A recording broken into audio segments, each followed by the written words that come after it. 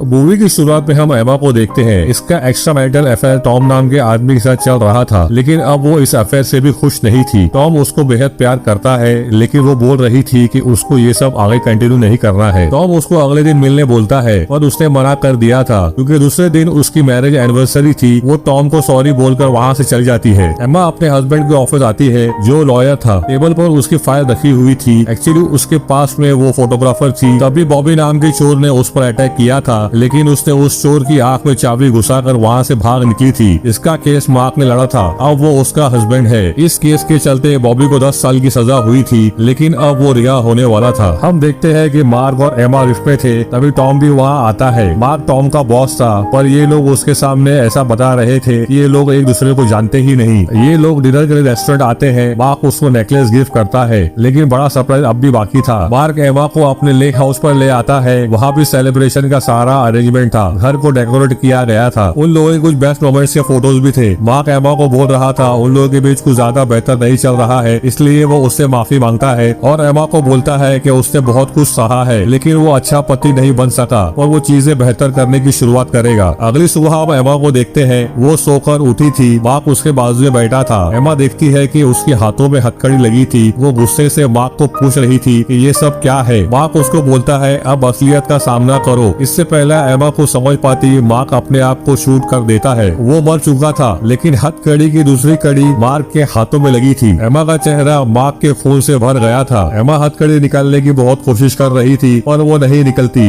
इससे मालूम पड़ता है कि मार्क को सब पता चल चुका था कि एमा उसको चीट कर रही थी। वो ये सब बर्दाश्त नहीं कर सका, इसलिए उसने सुसाइड कर लिया। लेकिन वो एमा को सबक सिखाना चाहता था, इसलिए उसको सिटी से इतने दूर लेक हाउस में ले आया था। कुछ देर सोचने के बाद वो फोन ट्राई करती है, पर वो भी डेड था। वो गन उठाकर फायर करती है, और उसमें गोली नहीं थी। एमा मार्क की लाश को घसीटते हुए दूसरे रूम में ले आती है। वहाँ एमा की शादी का गाउन था। उस गाउन को चेक कर रही थी कि उसके पीछे तिजोरी दिखाई देती है। वो गाउन की मदद से मार्क की लाश को गिरते पड़ते सीढ़ी से नीचे ले आई थी। उसने मार्क की शर्ट पहन ली थी। वहाँ ठंड बहुत बढ़ चुकी थी। वो दरवाजे पर खड़ी होकर देखती है। दूर दूर तक कोई नहीं था, सिर्फ बर्फ ही बर्फ थी। वो बैग में कोई ढूंढ रही थी कि तभी उसकी नजर फ्लावर वास पर पड़ती है। उसका मोबाइल मार्क ने पानी में डुबाकर खराब कर दिया था। अब वो मार्क की पैंट पहन लेती है और बड़ी मुश्किल से एमा कार के पास पहुंचती है। वो निकलने वाली थी कि उसको मालूम पड़ता है कि कार में फ्यूल ही नहीं है। मार्क ने उसकी रिकॉर्डिंग भी छोड़ी थी, जिसमें वो बोलता है कि वो सब जानता था और जो कुछ उसने एमा के लिए किया है उसके लिए उसका शुक्रगुजार रहना चाहिए था, लेकिन अब उसके करतूत पर उसको पछताना पड़ेगा और ये सब होता हुआ वो देख नहीं सकेगा। उसके पास कोई ऑप्शन नहीं था, तो वो फिर से मार्क की लाश को घसीटती हुई घर ले आई थी। वो बेसमेंट में जाकर देखती है कि वहाँ औजार भी नहीं थे। मार्क ने सब निकाल लिए थे। वो अब उसकी लाश को घसीटती हुई ऊपर ले जा रही थी कि मिस बैलेंस होकर वो लाश के साथ नीचे गिर गई थी। वो बेहद गुस्से में थी और बोल रही थी कि उसने कई बार उसे कपड़ों से लिपस्टिक और ग्लिटर के निशान उससे मिले थे, जो उसने साफ किए थे। इसका मतलब मार्क भी उसको चीट कर रहा था। वो अब एक रूम में देखती है। उसकी और टॉम की फोटोज थी और वहीं पर एक और बड़ी सी फोटो थी जिसमें वो बॉबी को देखती है। एमा आप समझ चुकी थी कि इसका मतलब उसके साथ कुछ और भी भयंकर होना बाकी था कि तभी उसे कार की आवाज आती है। वो जल्दी से दरवाजा बंद कर रही थी कि उसको टॉम की आवाज सुनाई पड़ती है। वो टॉम को अंदर आने बोलती है। वो बोल रहा था कि उसने उसको मैसेज करके क्यों बुलाया। इस पर एमा बोलती है कि उसने कोई मैसेज नहीं किया, एक्चुअली ये सब मार्क ने किया था। ये सब मार्क की प्लान का हिस्सा था। एमा टॉम को पुलिस को कॉल करने बोलती है। इस पर टॉम बोलता है कि मार्क के मर्डर का सारा इल्जाम उसके सर पर आ जाएगा और वो बेगुनाह होने को साबित नहीं कर पाएगी। हो सकता है उसको सारी जिंदगी जेल में बितानी पड़ेगी। और सबसे अहम बात, मार्क ने बहुत सारे उल्टे काम किए हैं। उसने कई सबूतों के साथ छेड़छाड़ की है। उसका जेल जाना तय था, जिसकी वजह से उसकी ऑफिस में रेड पड़ चुकी है और वो उसको पता था कि ऐसा होने वाला है, इसलिए उसके पास कोई उपाय नहीं था। उसे सुसाइड करना ही बेहतर समझा। और भी कुछ बात कर रहा था कि उन लोगों को उनके पास आती हुई एक कार दिखाई पड़ती है, जिस पर टॉम बोलता है कि ये कार सड़क के पास पार्क थी। उसने इस कार को आते वक्त देखा था। टॉम उसको अंदर रहने के लिए बोलता है, लेकिन एमा बहुत डरी हुई थी। टॉम उसको पूछता है कि वो कौन है, जिस पर वो रिप्लाई करता है वो एक प्लम्बर है और उसको पाइप रिपेयरिंग के लिए बुलाया गया था। टॉम बोलता है कि अब उसको कुछ रिपेयरिंग नहीं करवाना है, जो उसके चार्जेस है वो उसको मिल जाएंगे। टॉम उसको एक्स्ट्रा पैसा देता है। अब वो बोलता है कि उसको टॉयलेट यूज करना था क्योंकि वो बहुत दूर से ट्रेवल करके आया था, लेकिन टॉम उसको मना कर देता है। कार में एक और आदमी भी था। अब वो कार से उतरकर टॉम के पास आता है। टॉम कुछ समझ पाता इससे पहले वो चाकू उसके पेट में घोंप देता है। उस पर अब वो बार बार वार करता जा रहा था। एमा ये सब सुन रही थी। वो अब बेहद घबरा गई थी। वो लोग अब घर के अंदर आ चुके थे। वो कोई प्लम्बर नहीं था, वो बॉबी था जिससे एमा ने जेल में बंद करवाया था। एमा उसको देख परेशान हो गई थी। एक्चुअली मार्क ने इसी वजह से बॉबी को छुड़ाया था कि ये एमा और टॉम को मार सके और उसका इनाम तिजोरी में रखे हुए डायमंड थे। अब ये लोग घर में तिजोरी तलाश कर रहे थे।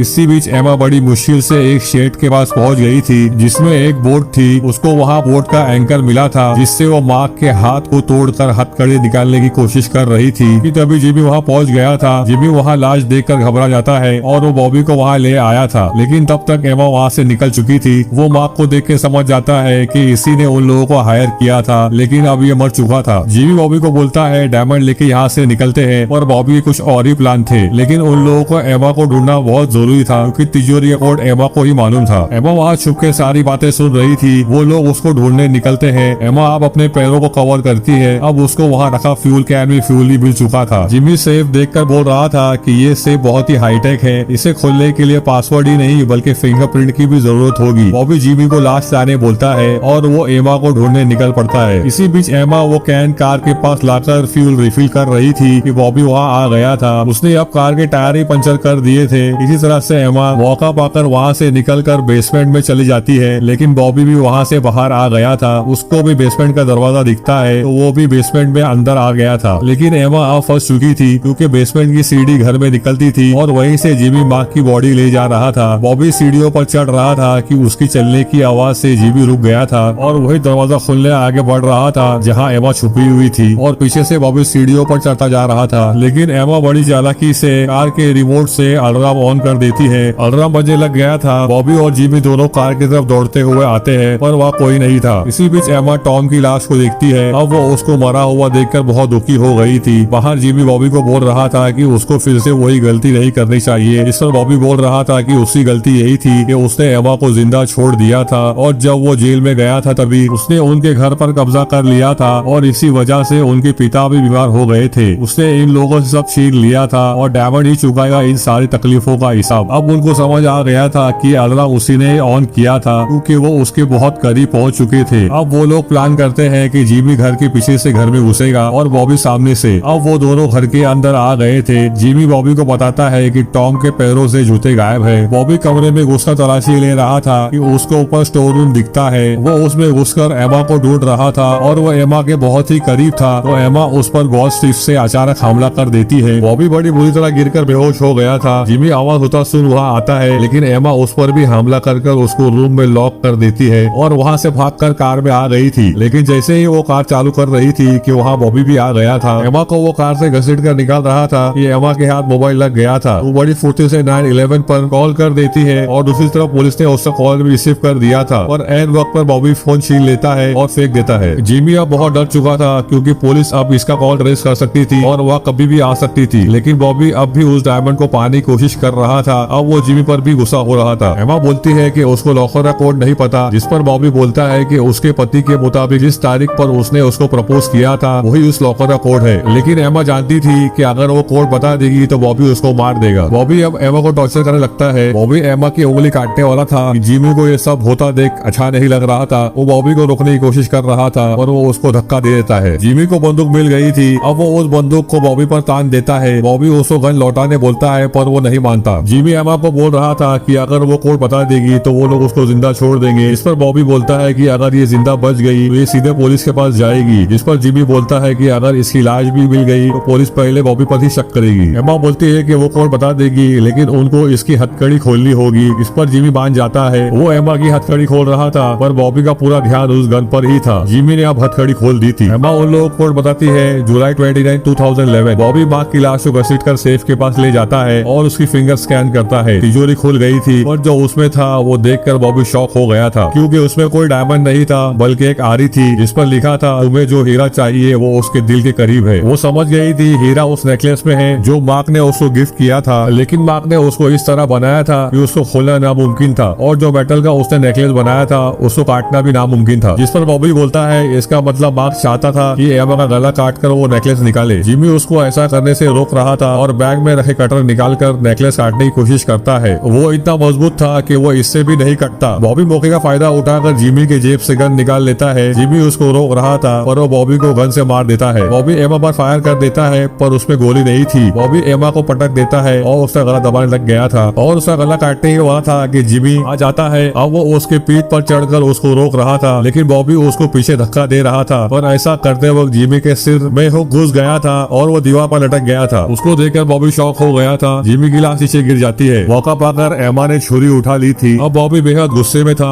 और बोल रहा था कि अब वो उसका गला काट देगा। एमा भी तैयार थी उससे लड़ने के लिए, तो वो बॉबी पर हमला कर देती है, पर किसी तरह बॉबी एमा के हाथों से छुरी गिरा देता है। अब वो उसको बुरी तरह मार रहा था। एमा उससे दूर जाने की कोशिश करती है और बॉबी उसके पैर में छुरी घोंप कर उसको अपनी तरफ घसीट लेता है। वो फिर से उस पर वार करता है, पर एमा ने फोटो फ्रेम से उसके वार को रोक दिया था और मौका पाते ही वहाँ पड़े औजार से वो उसको मार देती है और माँ की हथकड़ी उसके हाथ में लगा देती है और वहाँ से भागने लगती है। पर घाव की वजह से वो ज्यादा तेजी से भाग नहीं सकती थी और बॉबी की हथकड़ी बाघ से लगी होने के कारण वो भी तेजी से भाग नहीं सकता था। बॉबी उसको पकड़ने की पूरी कोशिश कर रहा था पर वो बचती जा रही थी। वो भागकर कार तक आ गई थी। बॉबी वहाँ आ चुका था। किसी तरह कार चालू हो जाती है। एमा उसको कार से टक्कर मारने वाली थी कि बॉबी साइड हो जाता है। उसकी कार बाहर जाकर दूसरी कार से टकरा गई थी और बर्फ में फंस गई थी, पर किसी तरह वो कार निकाल लेती है। एमा बॉबी को टक्कर मार देती है। कार की स्पीड की वजह से वो एक घर से टकरा गई थी और वो बेहोश हो चुकी थी। बॉबी माँ की लाश को घसीटते हुए कार तक आ गया था, पर एमा वहाँ से निकल चुकी थी। बॉबी ने उसको देख लिया था